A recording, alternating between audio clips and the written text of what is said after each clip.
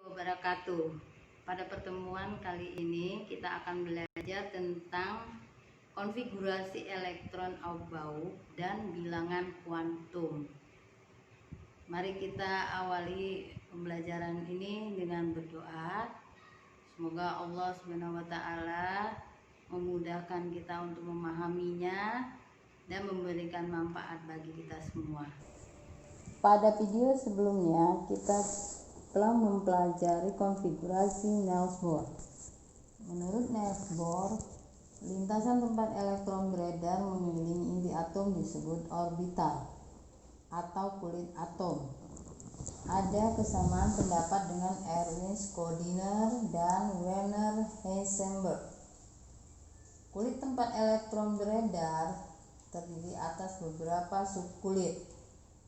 Hubungan antara kulit dan subkulit serta orbital, kalau kita buat permisalan, misalnya ada sebuah kompleks perumahan, diumpamakan itu sebagai kulit.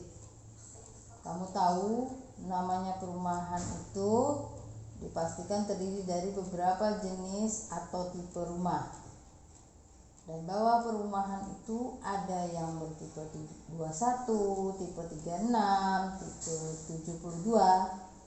Nah, pada elektron, tipe yang dimaksud adalah tingkat energi dari elektron tersebut.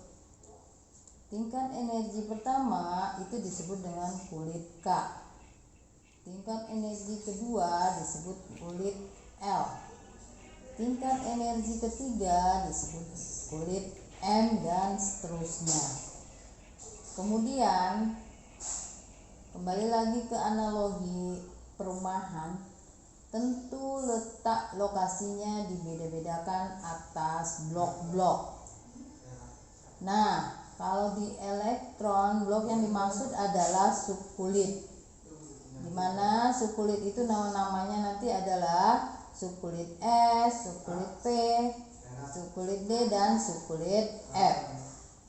Kemudian sebuah rumah tentu jumlah kamar berbeda-beda dari tipe rumah itu sendiri. Tipe 21 tentu punya fasilitas kamar 1 kamar. Dibandingkan tipe rumah tipe 45, ini mempunyai 3 kamar. Nah, kalau di elektron, subkulit S itu mempunyai 1 orbital atau 1 kamar tadi itu analoginya. Kalau subkulit P mempunyai 3 orbital atau 3 kamar ya. Subkulit D nanti ini mempunyai 5 orbital, dan kemudian subkulit F itu mempunyai 7 orbital. Dan oleh Wolfgang Pauli berpendapat bahwa setiap orbital atau kita ibaratkan kamar tadi mempunyai ketentuan dalam pengisian. Oleh Pauli membuat ketentuan bahwa setiap orbital maksimum berisi 2 elektron. Dan selanjutnya disebutkan Pauli, pengisian elektron memiliki arah spin yang berlawanan yang dinotasikan dengan anak panah ke atas atau anak panah ke bawah.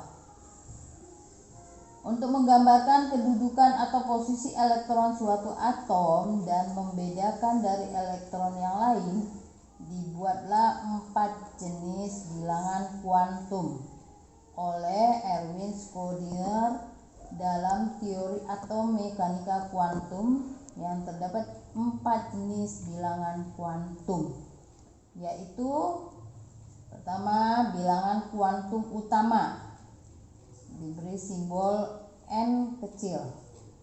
Ini menunjukkan posisi elektron pada tingkat energi utama atau kulit yang ditempati elektron. Nah, ini jelas. Kalau N-nya 1 maka nama kulitnya adalah K. N-nya 2 nama kulitnya L. N-nya 3 itu nama kulitnya M, dan seterusnya. Kemudian bilangan kuantum yang kedua itu adalah bilangan kuantum azimut atau yang disimbolkan dengan L kecil. Kuantum azimut ini menunjukkan posisi elektron dalam suatu subkulit. Jadi subkulit yang diberi nama oleh Pauli itu ada 4 subkulit S, itu nanti mempunyai harga azimutnya adalah 0. Subkulit P harga azimutnya atau L-nya itu adalah 1. Subkulit D harga azimutnya atau L-nya sama dengan 2, dan subkulit F harga azimutnya adalah 3. Kemudian bilangan kuantum yang ketiga. Bilangan kuantum yang ketiga itu adalah bilangan kuantum magnetik atau disimbolkan dengan M kecil. Kuantum ini menunjukkan letak elektron pada orbital, dan setiap orbital akan menunjukkan nilai bilangan kuantum magnetik yang bergantung pada nilai subkulitnya. Nah, ini ditunjukkan pada PowerPoint bahwa kalau subkulitnya S, maka harga magnetiknya juga orbitalnya ada 1 dengan harga magnetiknya 0. Nanti kemudian subkulit subkulit P itu nanti harga azimutnya 1 dan mempunyai 3 orbital. 3 orbital itu nanti dengan harga magnetik yang berbeda-beda. Ya, kalau diibaratkan seperti garis bilangan, jadi ada 3 orbital, berarti yang di tengah itu nilai magnetiknya 0. Ya. Kalau orbital yang ke kanan berarti plus 1 dan orbital yang ke kiri min 1. Begitu juga subkulit D yang mempunyai 5 orbital, ini juga mempunyai harga magnetik yang sesuai dengan garis bilangan. Jadi kalau ada 5 orbital, yang di tengah itu harga magnetiknya adalah 0. Kemudian yang ke kanan, 2 yang ke kanan berarti harga magnetiknya adalah plus 1 dan plus 2. Dan 2 yang ke kiri setelah magnetik 0 itu adalah min 1 dan min 2. Selanjutnya juga F seperti itu. Kemudian bilangan kuantum spin. Yang keempat adalah bilangan kuantum spin. Ini bilangan kuantum yang menunjukkan arah pergerakan elektron dalam orbital.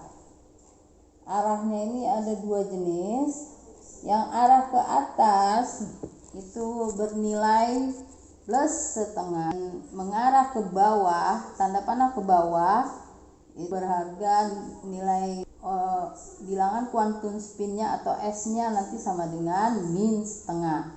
Jadi hanya 2 harga yang ada pada kuantum spin itu, yaitu plus setengah mengarah ke utara atau ke atas, kemudian yang mengarah ke selatan atau ke bawah itu berharga nilai spin sama dengan min setengah. Ibu akan mengajarkan ke kamu metode dari Aufbauer yang menyatakan tentang metode coret miring. Nah, ini konfigurasi Aufbauer. Itu dia mengatakan bahwa pengisian subkulit itu dari tingkat energi yang terendah ke tingkat energi yang tertinggi. Jadi ini dimulai dari 1S pangkat 2. Setiap S nanti itu maksimum elektronnya adalah 2, maka setiap S nanti pangkatnya 2. Kemudian subkulit P ini pangkatnya nanti 6 atau berisi 6 orbital, ya, 6 elektron. Kemudian subkulit D nanti itu pangkatnya 10 atau berisi 10 elektron. Jadi pengisian itu dimulai dari tingkat energi yang terendah, yaitu dari subkulit S 1S ke tingkat energi ke 2S, kemudian setelah 2S ke 2P, setelah itu nanti ke 3S ya. Jadi menurut Aufbau begini pengisian tingkat elektronnya ke 3S, kemudian dari 3S ke 3P,